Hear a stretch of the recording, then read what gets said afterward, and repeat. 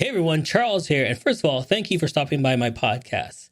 If this show inspires you, makes you think, or gives you that courage to jump into action, please help by donating to this show. Click the link in the description and donate. Your donation helps us with production and finding great guests moving forward. Thank you and enjoy.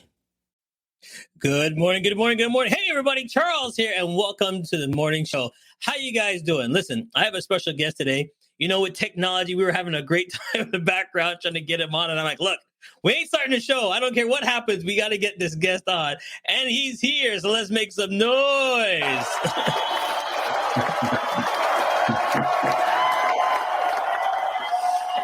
How you doing, sir? I'm good. How are you? I'm good.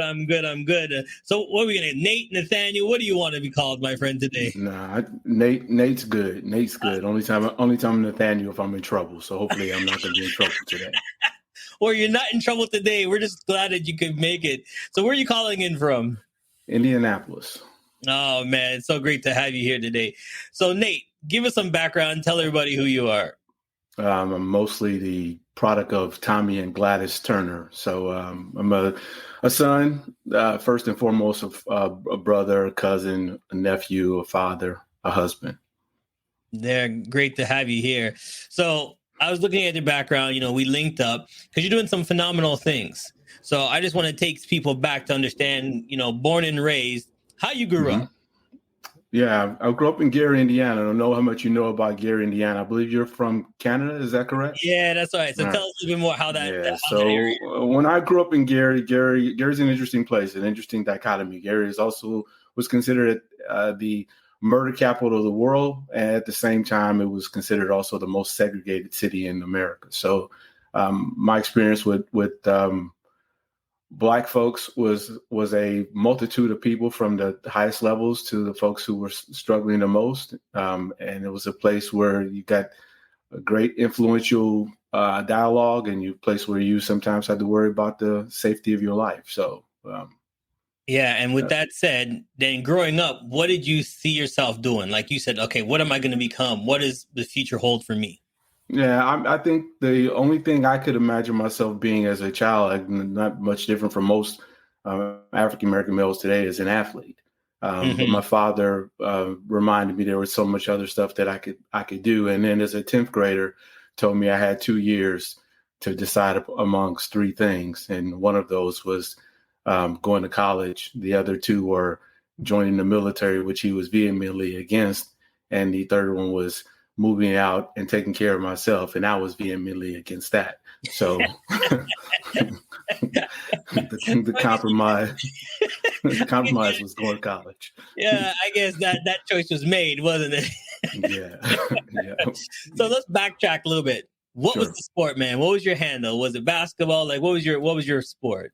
Yeah, I played basketball. I played a little bit of football, but mostly the thing I was most interested in was basketball. I was born in 1965. So my favorite basketball player at the time was Dr. J. Oh, okay. And so I wanted to be the next Dr. J, but at the time I was like 5'8". So, hey, you're probably not going to be Dr. J. There might be something else you might want to figure out doing. So I have to ask, because, you know, your haircut's like mine. Did you have the afro like Dr. J, or what's going on? Yeah, I had an afro, but honestly, man, I had to get, old days, I had to get one of them hot picks so that I could get my fro to be like Dr. J's. I didn't have it like that from birth. So you're going off to college, and what is that like for you? Well, honestly, again, deciding to go to college was just was lucky. I met some people on the way, and it'd be unfair to tell you that I went to college without telling you that there were 5 folks outside of my mother and father who helped me realize there was more I could and should do with my life. And if it had not been for those 5 people and the kind of insights that they provided, I would have never made it to college. I met one person in particular who was a judge, and realizing that I wasn't going to play basketball, I had an opportunity to spend time with him and ask him. His name was Judge Kimbrough. And I would ask him, how did you become a judge? And he told me he attended Fisk University and he went to law school at John Marshall Law School. And so then I realized, okay, well, then I have a pattern, or I have a pathway to do something now. And I just got to figure out how to get to Fisk University. And then once I get there, I got to do well enough in undergrad to be able to apply and go to law school. There's one thing that you said, and I'm always want to touch on this because I say this to everybody. It happened to me that there's people that are going to go through your life and they want to touch you for some reason. They want to, give you a little nudge to help you out. If that person in your life is touching you, don't run away. I tell all the youth out there, there's some teacher, the teacher's always on me, bothering me. No, they're not bothering you. They see something in you and they're trying to stick on you, but you're running. Don't run. Find out why this teacher is on you like this. They see something in you. Could be somebody from the bank, the street, wherever it is. If they see something in you, that is your one person. So stick on it. So I'm glad that you mentioned that right there. Yeah, there were 5 people who decided for whatever reason to love me and care about me as the way they did their own children, and provided me with what I call today, and we teach other families, is they gave me a starting 5. Yeah. So I had 5 people who suddenly were pouring into my life and being a huge influence for everything I did. That is totally amazing. So now you're going off. These 5 people are there. What was your first job? Tell me what your first job was. My first job was taking care of myself as a 10-year-old. I mean, that's my first job. And honestly, I do teach a course about the 7 things I learned about money before my 10th birthday. Listen, my father was a person who did not believe that if you had 2 hands and 2 feet, he didn't believe that he should be giving you anything. So my 10th birthday, my father introduced me before my 10th birthday to a lawnmower, a rake, and a shovel. Hey, listen, I'm liking your dad already because I'm trying to do that for my son right now. he said, I wanted a Schwinn red 10-speed bike. And he said, that's great. I don't have the money for it. I'm not buying it, but come here, let me show you something. Yeah. He went in the garage and he pointed those things out and he said, I'll loan you the money for the first tank of gas. Right. And that was my first job. And when I say job, was a career. I cut grass, rake leaves, shovel snow through high school. In fact, and one summer started my own restaurant. And while my parents would go off to work, all of the kids in the community would come over to my home, and I would make breakfast, lunch for them. So I had my hustle long before we started talking about professional hustle. Back up. We can't leave this. Hold on. Back up. So your parents leave the house. Did they know these kids were coming over? No, had no idea. And they wouldn't have ever found out until I got a little arrogant and started barbecuing. And one day I had ran out of lighter fluid and decided to use some of the gasoline from my other gig. Oh, and I poured the gasoline because I didn't think the coals were hot. Yeah. And the gas hopped up onto the can, and I threw the can down, and it started a fire on the concrete and into the grass. And then I had to confess to my parents that, when y'all go off to work, I'm feeding the neighborhood. So hold on. I know I got to move on, but this story is too good. So where did you hide the food? Like, didn't they see food missing? Like, how'd you navigate this? So every day when my parents left, I'd get on my bike it was my sister's bike because that 10-speed bike that I bought got stolen.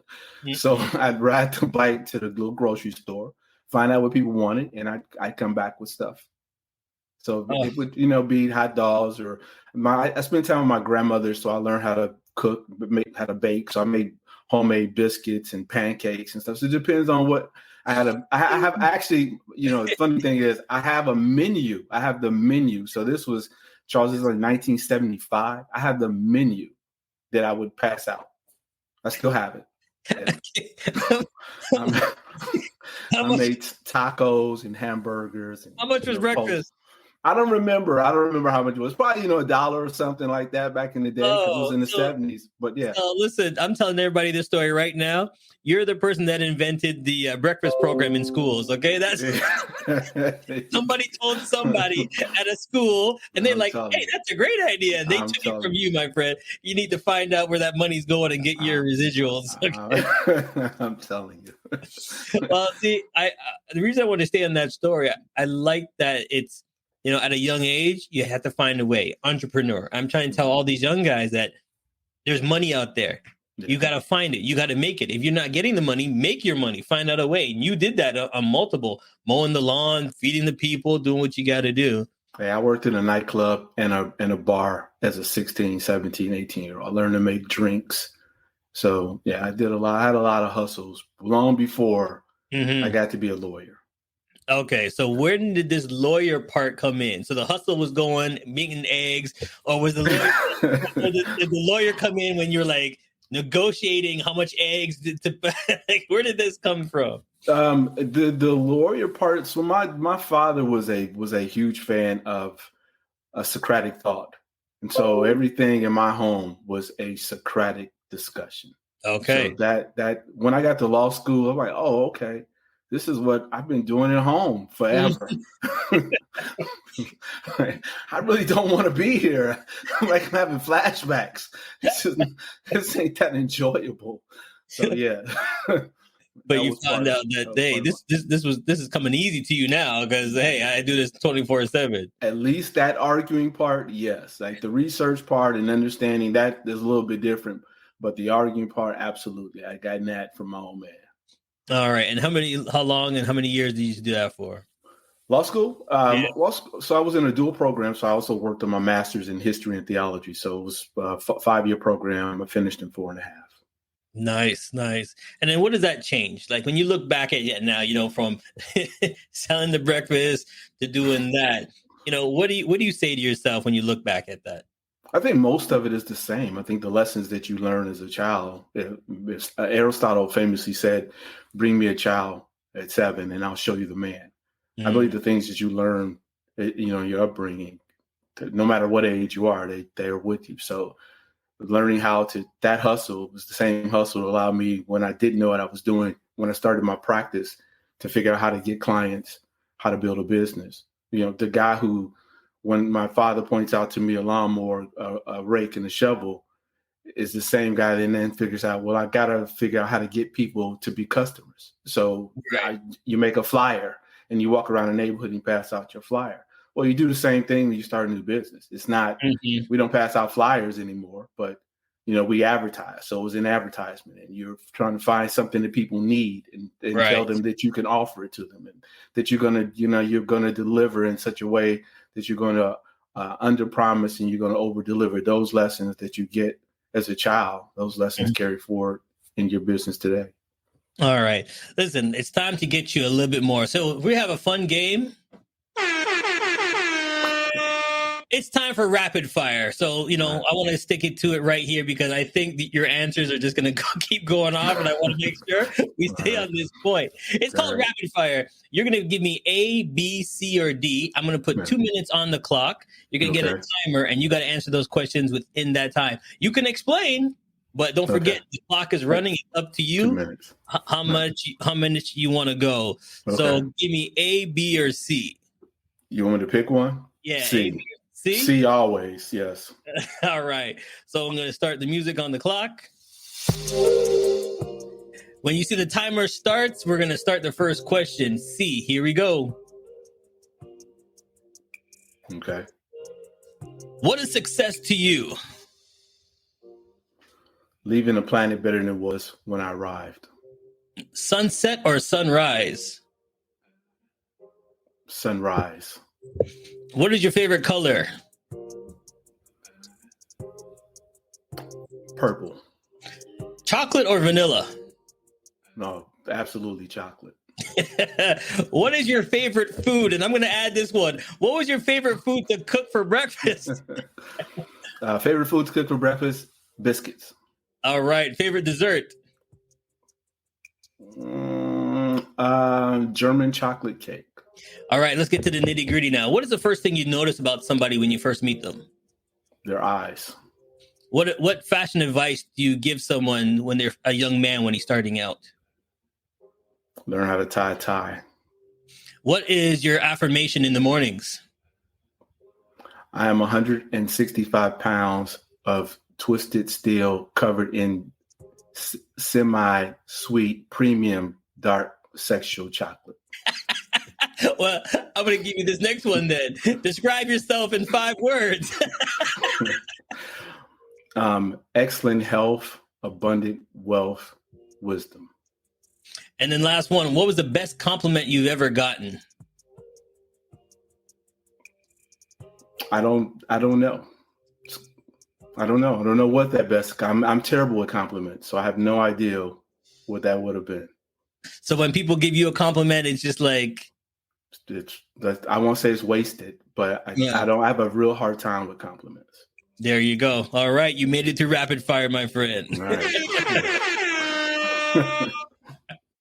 So 2 things I want to touch on. You described yourself in all those manners. Where did you get the confidence from to describe yourself like that? The 165 pounds, that piece. Yeah. It's a mantra. It's a goal for me to be that thing that I describe. I wasn't always that. Mm-hmm. So many things that I say and do, many things that I say and write, I should say, each day are things that I aspire to do. So I figured here's kind of a catchy way to remind myself about what it is that I want to do. I'm 56. I'll be 57 soon. My objective is my grandmother lived to be almost 103. Okay. So my objective is to live a very long life. And the more descriptive I can give it, and when I say it to other people won't forget it and they'll hold me to it. And what I found is that the more people we bring into our bigger image, the more people will hold us accountable to that. Definitely understand that 100%. All right. We're going to take a quick break, but when we come back, we're going to dive in to one question that I have. I've been on your site and it says, be whom you always wanted to imagine to be. Like in your head, you know, you have that certain person. How do you do that? Find out when we get right back. Stay tuned. Let's go.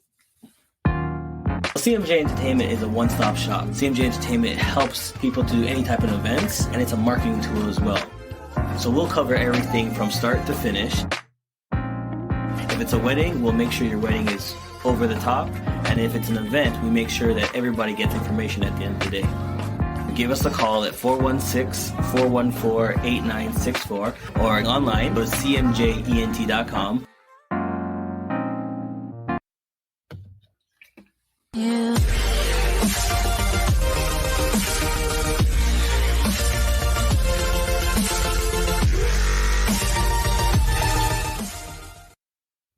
Yes, we're back live, and this is what we're asking the question. You have a lot of great quotes on your website, and I just want to pull it up because you say, be whom you have always wanted to imagine to be. What do you mean by that? So one of the things I talked to started with my son. And what I would say is that you have to dream, and you have to dream audaciously. And most people, unfortunately, don't dream audaciously. So you can't be anything that you haven't first dreamt of. Right? There's a scripture. My intent is not to be overly spiritual, certainly not religious, but I do believe that as a person thinketh in their heart, so are they. And most people have not thought seriously about what it is that they want to be. I look at that idiom is this way: when soon enough my life is going to be over, the only people who are going to be here to tell my story are people other than me. But in some ways, I'm writing my obituary every day by the way that I live my life. And so what I'd like to be able to do is live my life in a very full, rich fashion. And the only way I can do that is if I envision and imagine my life in a very full and rich fashion. And each day, then I craft tools, techniques, and strategies to make that a reality. All right. So there's one more that caught my eye, and I just want to ask you about that one as well. Sure. I don't know if I can find it again, because I was just scrolling through the whole website, and then it resonated with me as well. I think I'll get back to it. Be your best life by design. Mm-hmm. Yeah. There you go. Be your best life by design. How do you design your best life? So long story short is I didn't realize how to do this. I didn't realize how to do it until I had a child. But when I look back on it, I realized I had already done it. So as I mentioned to you, I met a gentleman by the name of Judge Kimbrough. Judge Kimbrough told me what he was. I then said, hey, how do I become that? He said, I attended Fisk University and I went to John Marshall Law School. When you're looking at that, I think about that in terms of making a trip. If I plug in a destination in my GPS, it tells me step by step where to go. If I get off course, the GPS says rerouting. Well, life is very much like that. Until you know where you want to go, you can't have any steps to get there. So when Judge Kimbrough said to me, I went to Fisk University as a struggling sophomore in high school. I realized I have to get the kind of grades that the average student who gets admitted to Fisk University earns. I have to add those kinds of things to my resume, et cetera. I have to get the kinds of people who will write me references and recommendations that Fisk finds to be acceptable to then make the decision to admit this student. So that's how I realized then that I was living by design. I now have a son who's 26, who is now a fourth-year PhD candidate at Carnegie Mellon. But before he was born, my wife and I did that very thing for him. We decided that we wanted him to meet the academic qualifications of Harvard and backward design an unborn child's life so that child at 16 would meet those qualifications. So there's a roadmap. There's a roadmap. You know where you want to go when you look at the destination. If you look at Harvard, you say Harvard says our average SAT score is 1450. Well, guess what? You need to make sure that your child early on is learning math and can read and introduced to science and those kind of things as early as possible. If you understand Aristotle says, bring me a child by 7, I'll show you the man. You know you can't be messing around and saying, I'm going to get to it when my child is 8. You got to start from the very beginning, from 0, and make sure you have things in place long before you get to age 7. Gotcha. All right. Now let's go to this one right now. Raising Superman.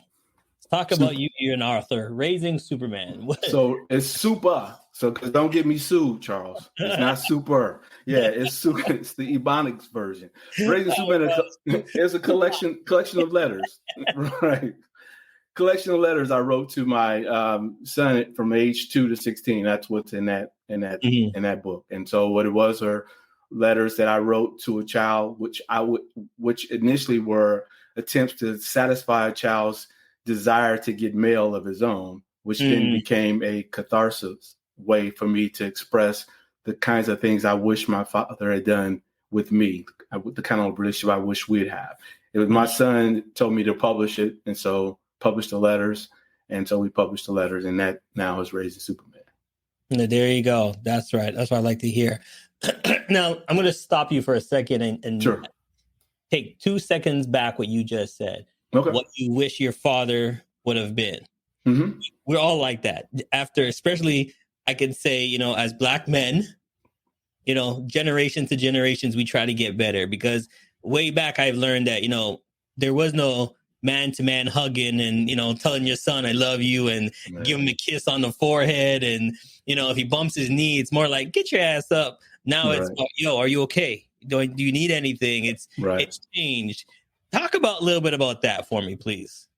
So at the time my father and I, when my son was born, my father and I had been estranged, and whenever we were together, it was always a very tumultuous kind of situation. So I didn't really want to be a father. I figured I was going to mess it up. My dad had messed it up. Every father from my father to his father had all messed it up. And I figured, I don't have a blueprint to be any better. I actually saw the movie The Lion King, and The Lion King convinced me that I could be a better father.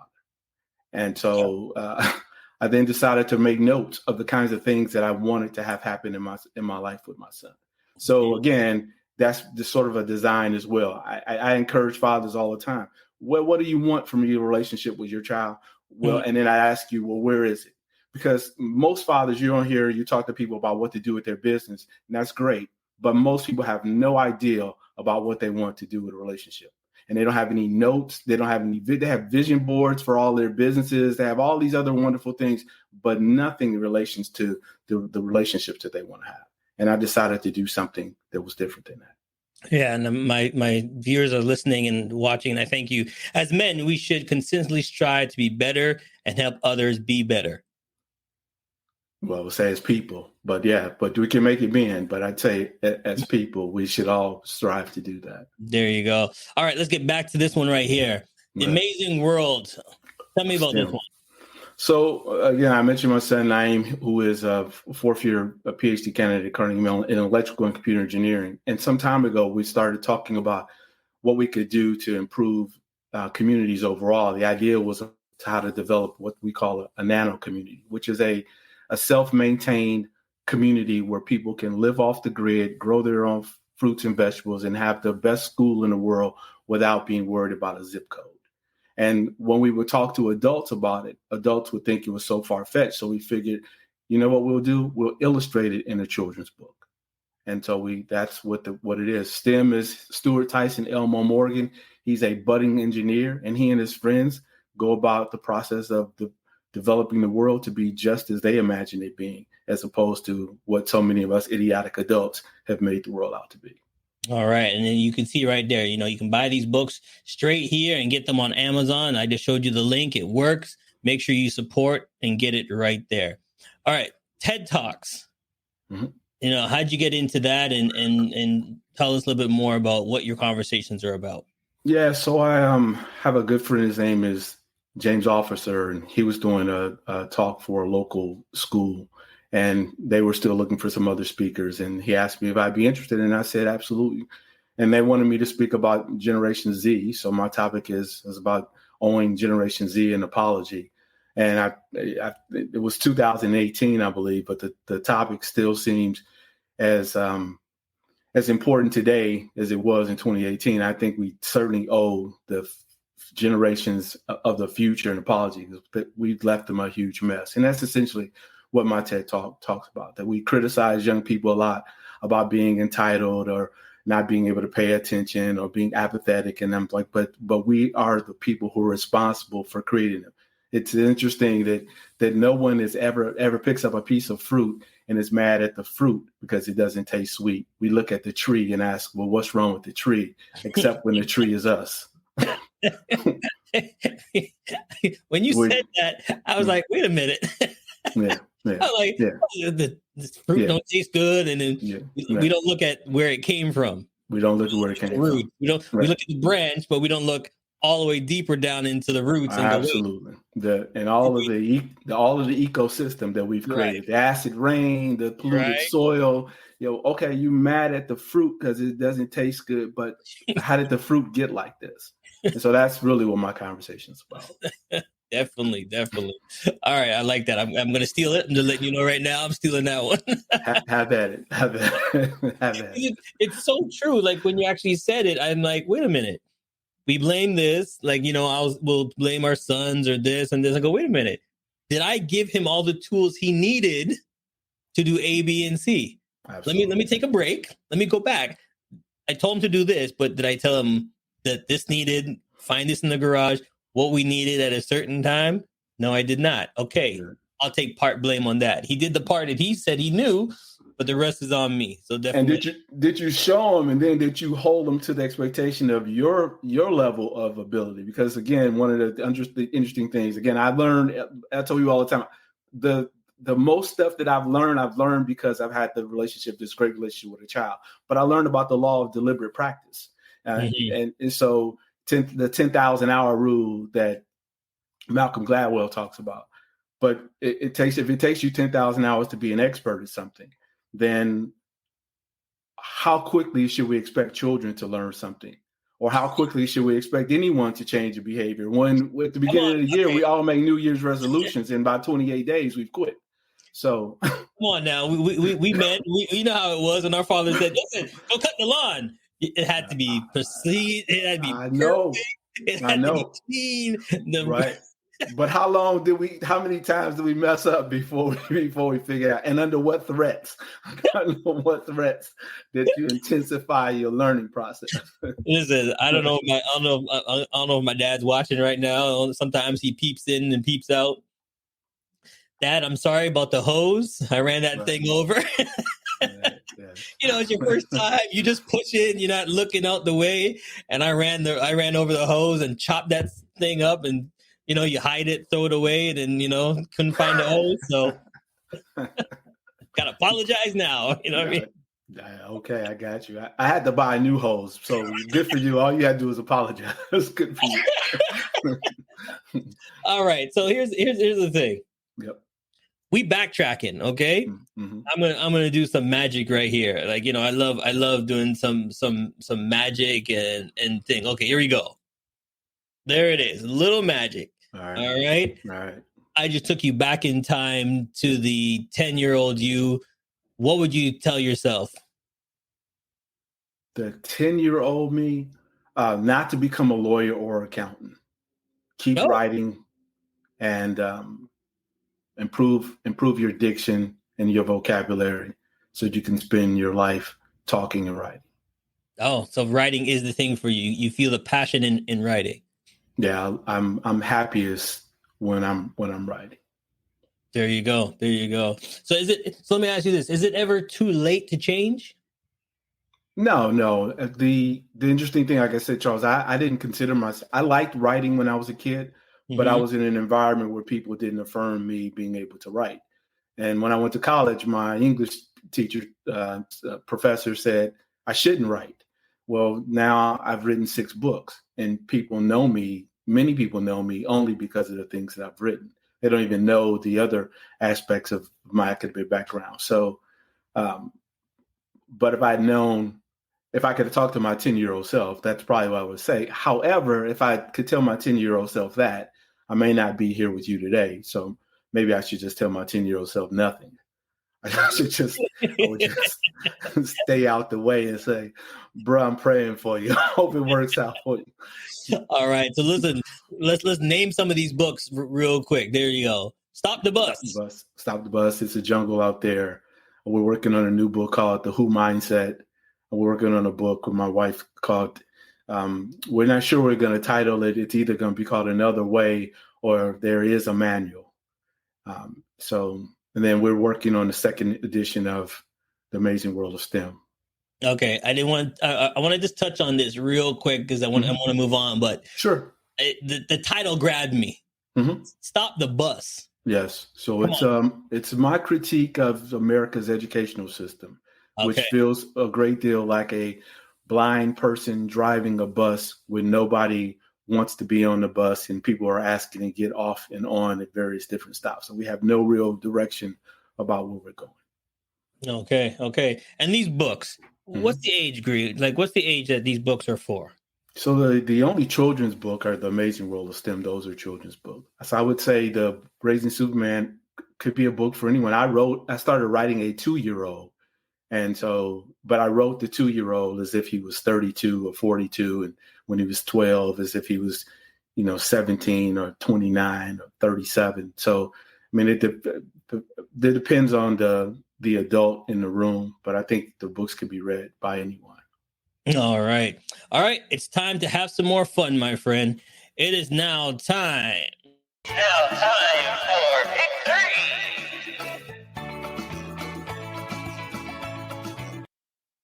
It's now time for Pick 3. You are actually going to pick your own last 3 questions before I let you go. So give me 3 numbers between 1 and 13. 3 numbers between 3. 6. Last one. 8. 3, 6, and 8. All right. First question. What advice would you give someone pursuing a similar career to yours? Which career? You pick. Spend time with someone who actually does what it is that you think you want to do. Spend time with 5 people who do, so you can get a better understanding. Nice. All right. Number 6. Who are the 3 people you have been most influential in your life? My father, my son. I don't know who the third person is. There's probably a tie for my grandmother. Okay. My grandmother, Ari. She's gone, but my grandmother. Yeah, no, I'm the same with you. My Nana would have been in my top 3 as well. What is it about grandmas? You know what I mean? That they give you those little wisdom and they tell you little things that make you think. Yeah. You know what I mean? Stop you for a while and you have to think about, like, you leave, you're like, all right, grandma, I love you. You walk out the door and you go, what'd she say?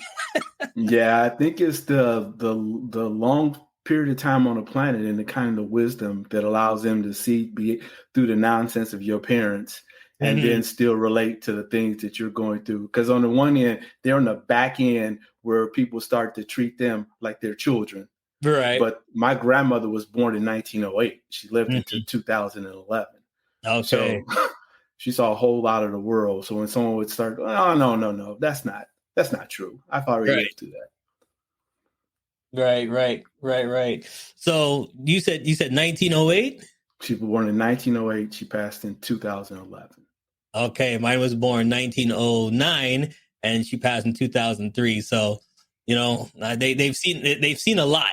Saw a lot, right? Her grandparents were slaves, and she knew them, and she was alive to see Barack Obama Yep. become president of the United States. So Yeah, that was a lot.